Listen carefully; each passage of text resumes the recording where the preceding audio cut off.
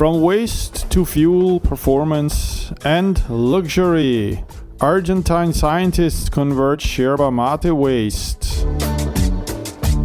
Paddling through Patagonia, how yerba mate became the unofficial fuel of ultra-endurance cycling.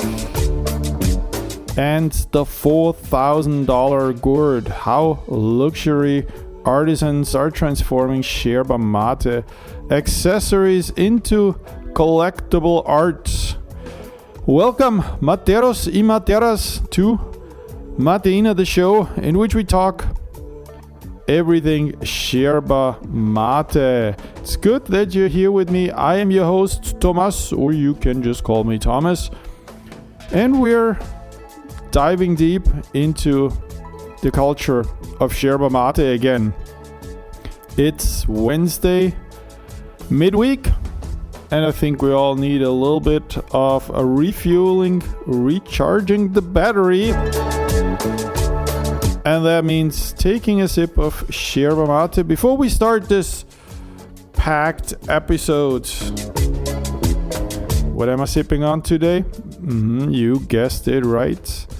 The yerba of the week. Which could that be? I have not given it away yet. What could it be today? Well, I can tell you so much. It's an organic one and it is in a green package. PU1. And has the additional description super extra. Well, you will see what it is. All I can say is sabor y tradición. I hope I pronounced this right. But anyhow, let me take a sip before we start this wonderful episode of Mateina.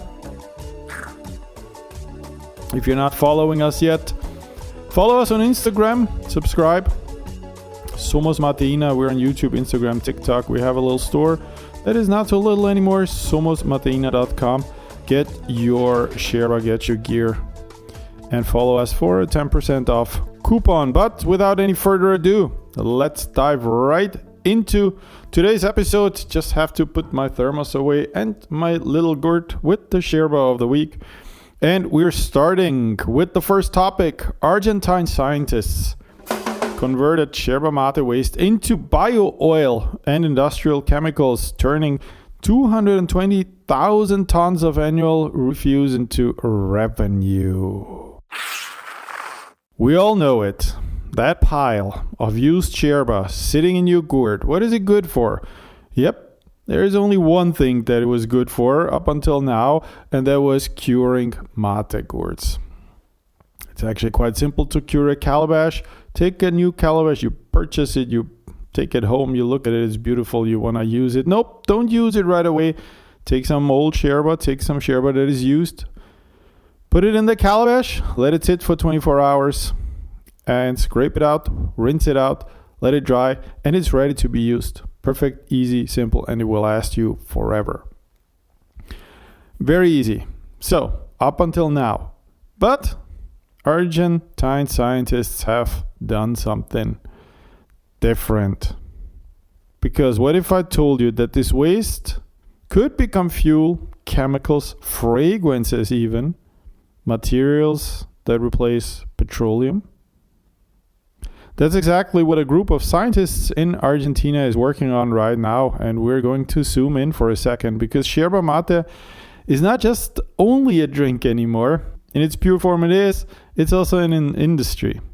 Argentina alone produces close to 1 million tons per year, and millions of people drink it daily across South America, the United States, Europe, and almost everywhere around the world now. But with that popularity comes the obvious or the hidden problem: waste. Because every time someone finishes a gourd, the leftover leaves, called spent yerba mate or lavado, get thrown away. And when you add that up, we're talking about over 220,000 tons of waste every year just in Argentina alone. And that's not just a lot of trash, that's a massive untapped resource. So instead of treating it like garbage, researchers ask a simple question. What if we treated it like raw material? And that's exactly where things get really interesting, because the process they're using is called, that's a difficult word, pyrolysis. Pyrolysis. Let's stick with pyrolysis. That sounds good. It's called pyrolysis. Now don't let the word scare you. It scared me a little bit. It's actually pretty straightforward. Pyrolysis means heating something to a very high temperature without oxygen. And when you do that to organic material like used yerba, it breaks down into three main things: a solid, a gas, and a liquid. Let's look at this a little bit closer. The solid is called biochar. The gas can be used for energy. And the liquid, bio-oil, is where the real opportunity lies. Because this bio-oil isn't just any liquid, it's packed with chemical compounds that industry actually needs. Things like methoxyphenols, which come from lignin, the structural material in plants. These compounds are valuable. They can be used to make plastics, resins, fragrances, flavorings, and even renewable fuels. In other words, the same kind of products we usually rely on petrol to produce. Let that sink in for a second. The same leaves you throw away after drinking mate could help replace fossil fuels. Now, this isn't just theory. The researchers actually built a custom reactor designed specifically to process used yerba mate. They tested different temperatures, experimented with catalysts, and even introduced copper oxide to improve the chemical output. And what they found is that this type of waste is surprisingly effective for this kind of transformation. It produces a meaningful amount of bio-oil, along with useful byproducts like biochar, which can improve soil, and gases that can be reused for energy. So essentially nothing, and absolutely nothing, goes to waste. And that's the key idea behind this. It isn't just recycling, it's something bigger. It's what's known as circular economy. In a traditional system, we extract resources, use them, and throw them away. It's a straight line. But in circular systems, waste becomes input. Everything loops back into the process. And yerba mate is actually perfect for this model. It's already produced at scale, it's renewable, and it generates a consistent stream of leftover biomass. So what's even more interesting is that the process doesn't have to start with pyrolysis. Before that step, researchers can extract the valuable compounds from the used leaves like caffeine and minerals, which also have commercial uses. So you're not just getting one product, you're getting multiple layers of value from the same material. It's like fully exhausting every possibility the plant has to offer, which in a way reflects the culture of mate itself. Mate has always been about sharing, about stretching something simple into a long, meaningful experience, about not wasting what you have, about cherishing the product and everything that comes with it. And now science is applying that same philosophy at an industrial level. But of course, there are still challenges. Scaling this technology beyond the lab is not simple. It requires infrastructure, investment, and system to collect and process large amounts of used yerba. And economically, it has to compete with existing petrol-based system. But the early results are promising. Researchers have shown that the process works, that it produces valuable outputs, and that it can contribute to reducing waste and emissions. And this connects to a much bigger global movement. Because across the world, scientists are exploring ways to turn agricultural waste into useful materials, from coffee grounds to rice husks to corn residues. Yerba mate is just one example, but it's a powerful one because of its cultural significance and widespread use. So the next time you finish your mate and dump out the leaves, take a second to think about what you're holding. Not just waste, potential. Yes, you're holding potential, energy, potential materials, potential solutions. Because something as simple as a used gourd of yerba mate might actually be part of a much larger shift toward a more sustainable future. That future starts with rethinking what we throw away.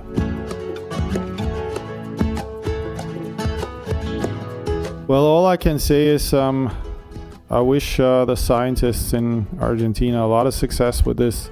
It would be beautiful if this product that we call waste can be put back to use and will become something valuable again.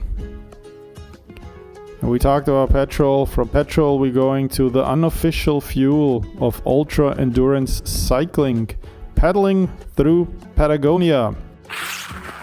What does that have to do with yerba mate?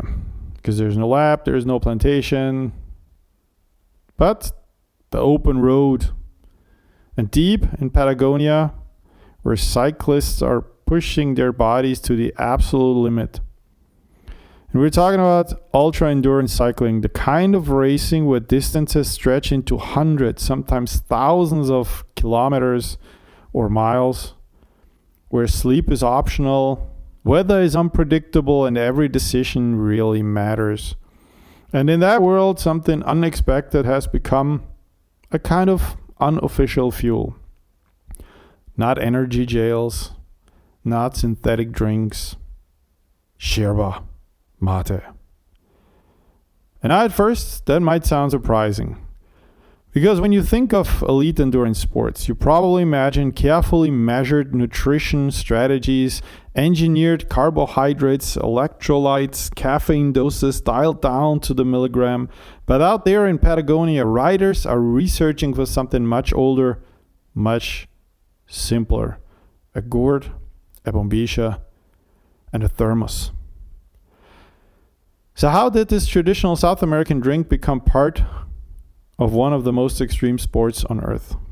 To understand that, we need to look at what ultra-endurance cycling actually demands. Unlike shorter races, these events aren't just about speed, they're about sustainability. Riders need to maintain energy outputs for hours, sometimes days, without completely burning through their glycogen stores. They need focus, alertness, and the ability to keep going even when fatigue starts to take over. And that's exactly where yerba mate comes in. Scientifically speaking, yerba mate contains a combination of caffeine, theobromine, and polyphenols, a mix that creates a unique kind of stimulation. And that matters, because in endurance sports, consistency beats intensity. There's even research showing that yerba mate can increase fat oxidation during exercise, meaning the body relies more on fat as fuel, preserving glycogen for later. In one study with trained cyclists, it increased fat burning by around 23% at moderate intensities and even improved time trial performance slightly. That might not sound dramatic, but in endurance sports, a small efficiency gain can make a huge difference over time. And beyond the physiology, there's something else going on, because mate isn't just a drink, it's a ritual. In the middle of a long ride, when everything starts to blur together, the road, the wind, the exhaustion, stopping to prepare mate creates a moment of structure. A pause, a reset. Instead of just squeezing another gel and pushing forward, riders engage in something slower, more deliberate. They heat the water, fill the gourd, they sip, and even share. And that changes the rhythm of the experience. It turns fueling into something almost meditative. That might sound abstract, but in ultra-endurance racing, mental state is everything. Fatigue isn't just physical, it's cognitive, it's emotional. And mate seems to support all of that. It improves alertness and concentration, helping riders stay focused during long stretches where attention can drift. It also reduces the perception of fatigue, which can be just as important as physical performance. Because sometimes the difference between continuing and stopping isn't your legs, it's your mind. And then, obviously, there's the cultural side. Patagonia is right in the south of Argentina, where mate isn't just common, it's everywhere. It's shared between friends, passed around in groups, present in daily life in a way that's hard to fully explain if you didn't grow up with it. And yes, it's not densely populated, but when cyclists travel through that region, they're not just encountering a drink, they're encountering a culture, and many of them adopt it. Not because it's trendy, but because it works.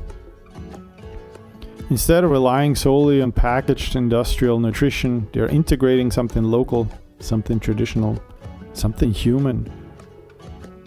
And that reflects a broader trend in endurance sports. More and more athletes are moving away from purely synthetic fueling strategies and exploring natural alternative, not necessarily replacing science, but complementing it, finding ways to balance performance with sustainability, with simplicity, with experience. And Yerba mate fits perfectly into that space, provides energy, but not in an overwhelming way. It supports metabolism, potentially improving how the body uses fuel. And it offers something that most sports nutrition products don't. A sense of ritual, of grounding, and of course, of connection. It's simple, right? Miles of the open road and you connect with other drivers over a simple drink. But that simple drink can be consumed in a $4,000 gourd, some even more. Because luxury artisans are transforming yerba mate accessories into collectible art. Yeah, let's talk about the gourd itself, the bombishas, the accessories. They're simple, functional, maybe made of calabash, wood, or metal. Sometimes you hold it in your hand every day without thinking too much about it. But what if that same object could cost more than a used car? Not because it's rare in the traditional sense, but because it's been transformed into something else entirely. A collectible, a piece of art. Because right now, a new wave of artisans is reimagining yerba mate accessories, turning everyday drinking tools into luxury objects. That shift says a lot about where mate culture is heading, or at least a part of it is heading there. To understand it, we need to go back to what the gourd has always been. Traditionally, the gourd, or as it actually is called, the mate, isn't just a container, it's part of the ritual. It shapes the way you drink. And artisans would carve designs into the surface. Patterns, symbols, scenes. They're putting logos of soccer teams on it, names engraved. They're turning each gourd into something personal, something unique. Each one tells a story.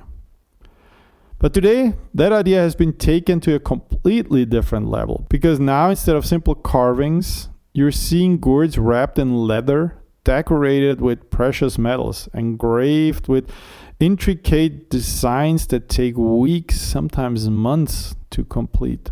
Some are produced in extremely limited quantities, others are one-of-a-kind piece.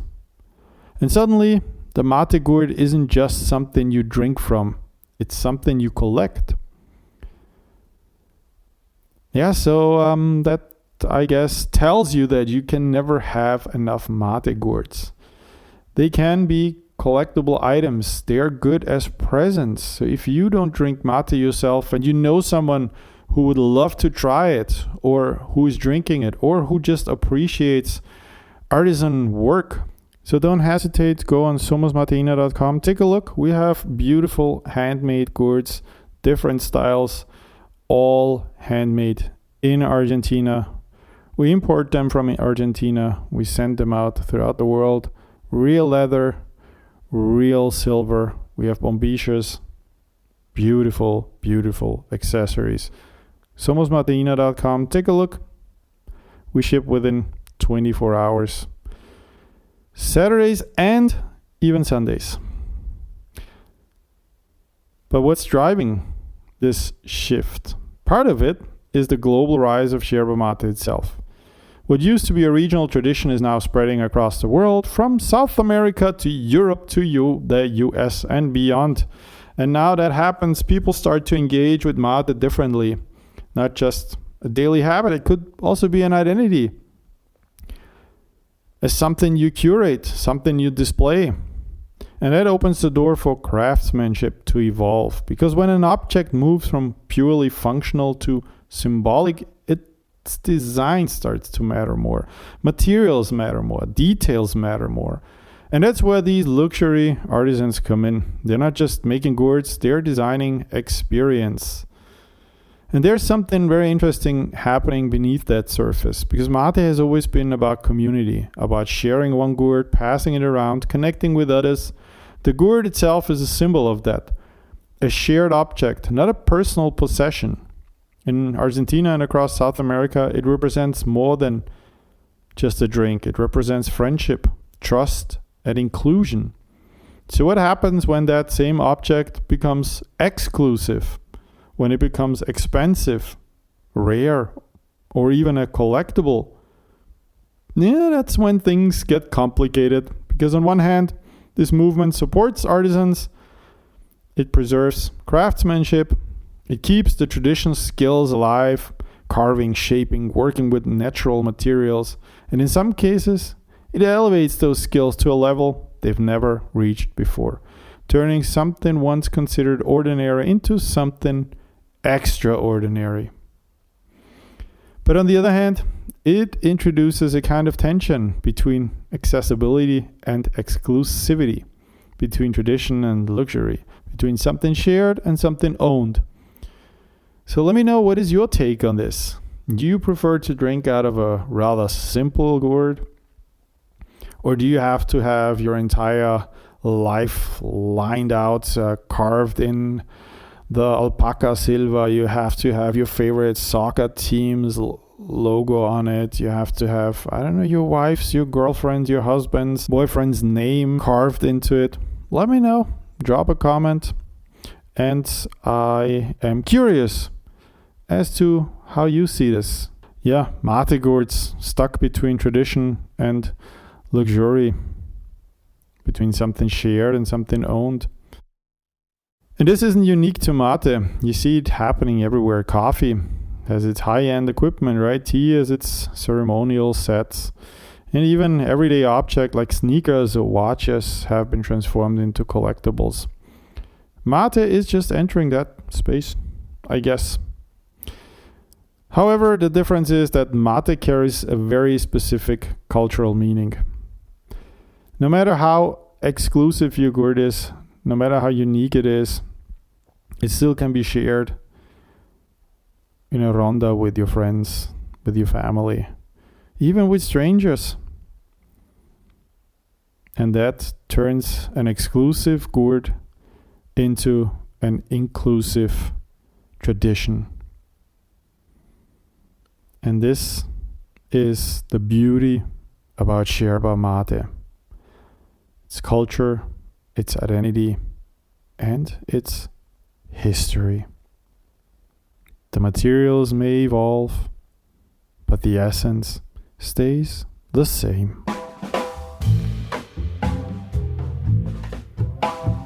Yes, the essence stays the same.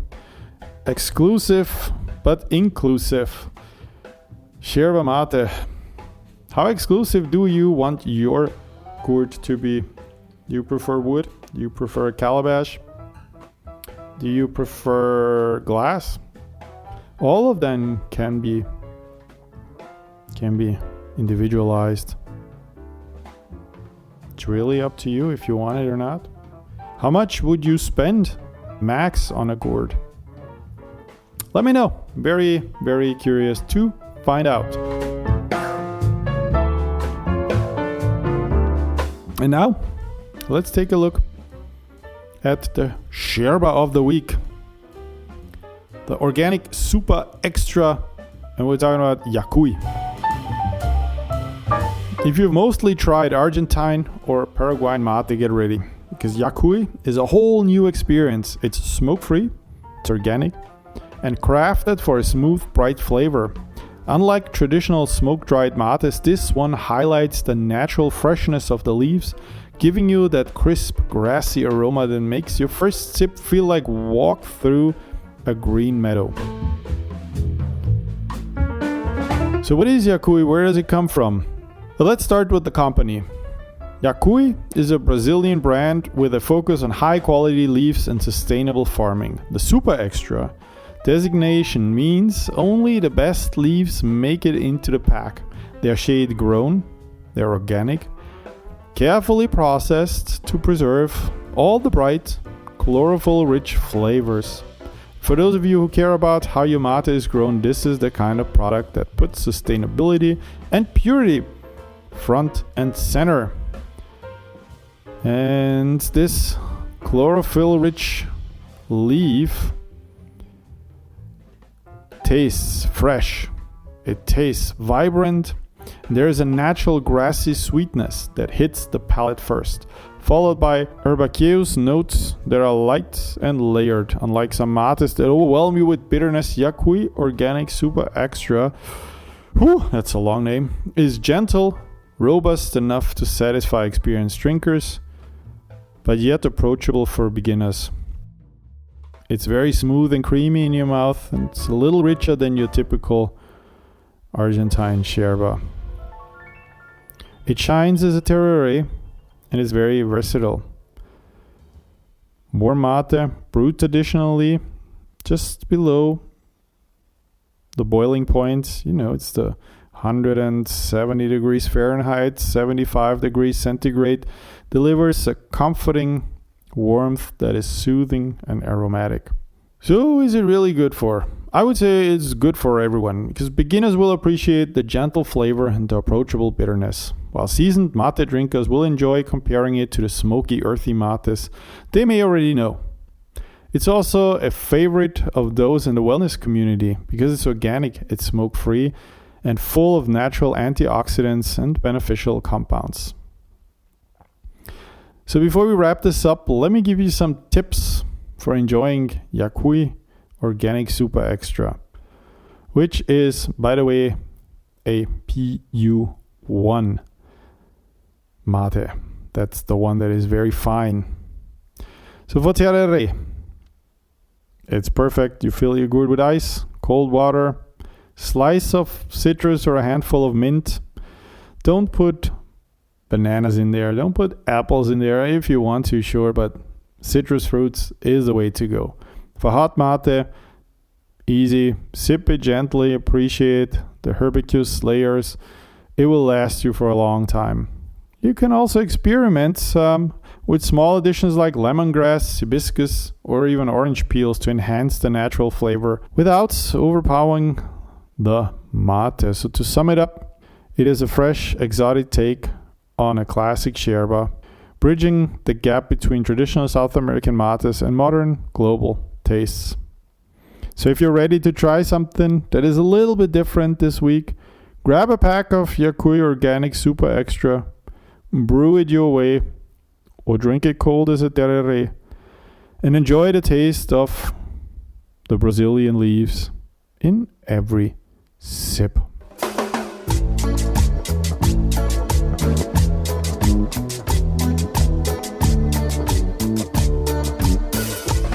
And as we are going to wrap up this episode, all I can say is thank you for having tuned in. Thanks for having spent the last 30 minutes with me.